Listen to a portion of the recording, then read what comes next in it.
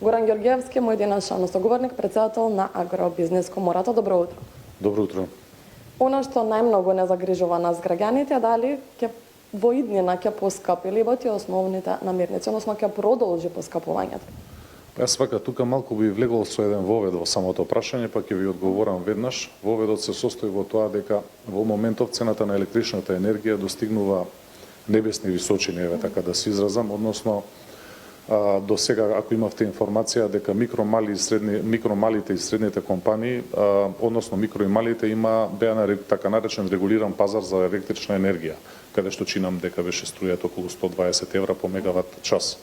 Сега во дадениот момент тоа се промени и струјата значи за нив се покачи со новиот правилник кој што е од почеток на јули и тоа отиде во цена од околу 240-250 евра, зависи кој како, нели, некој се дури и на берзата за електрична енергија, каде што минатата недела беше цената над 400 евра чина.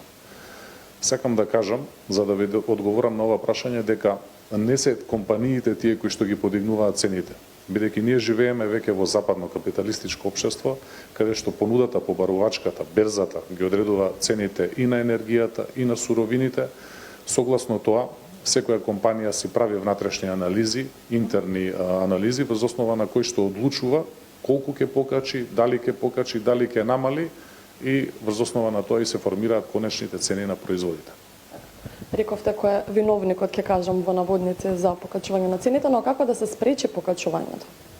Па вака, веќе во соседните држави во наша непосредна околина, како што се Албанија, Црна Гора, Србија, Босна и Херцеговина, имаме да компаниите во целиот период на кризата, веќе 2 години наназад ковид и оваа година која што е исклучително тешка за функционирање, да цената на електричната енергија се движи, е субвенционирана од страна на државата и се движи во рамките од 60 до 90 евра за мегават час.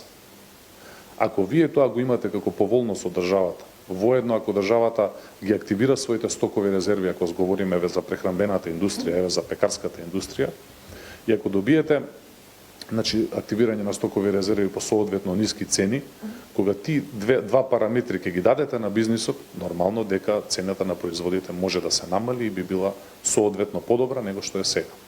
Добро, какви се тогаш вашите предвидувања како сопственик на една голема пекарска индустрија?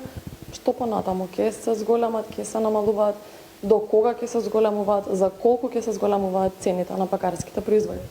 Видете вака, како информација понатака. Првиот квартал оваа година дури 5000 компании ставија клуч на врата. Значи фирмите се во исклучително тешка состојба. На нив треба да им се помогне. Дури и со овие цени, тие мачат со својата ликвидност, со плаќање на своите обврски. Не можат плати на вработените да поделат. Па исто не знам дали знаете дека, чинам дека беше во првиот квартал, дека до последниот или предпоследниот месец дури 90.000 вработени во приватниот бизнис немаат земено им доцни платата. Така да сакам да кажам дека на издишување се самите компании, и микро, и мали, и средни. Извинете што ве прекинувам, ова важи за пекарско-индустријските компании или? Да, говорам општо, значи за сите компании, бидејќи како потпредседател на Сојуз на стопански комори можам да дадам квалитетни информации во таа насока, сакајќи да кажам дека општо бизнисот е во многу тешка состојба и треба реално и суштински да му се помогне. Има ли тогаш кој да прави леп или замина во други држави за поголеми плати? Еве го и тој проблем, нели, бидејќи профитабилноста на самите компании, конкретно во пекарската индустрија, е многу ниска, практично ја нема и вработените што не се во оваа област сега веќе многу полесно се движат по другите држави и бидејќи овдека не можете да им дадете плата, не го возможува тоа таквата профитабилност, тие заминуваат во други држави каде што земаат поголеми плати, каде што цените на производите се далеку поголеми. Еве вија Хрватска, еве други држави, западни држави и така натака. Сакам да кажам дека веќе треба сериозно да се зафатат, да се решаваат прашањата во економијата со квалитетни, сериозни и суштински мерки. Нема веќе простор за шминки и за површни работи.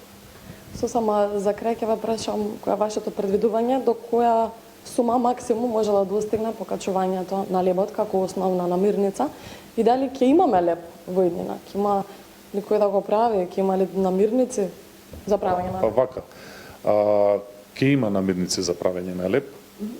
Значи сето тоа ќе биде во ред, меѓутоа повторно ќе кажам, понудата и побарувачката, берзата ќе покаже колкави ќе бидат цените на тие инпутни суровини.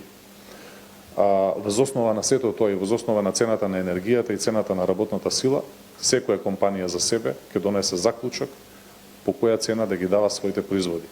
Сигурно дека компаниите нема да дозволат да стават клучна врата.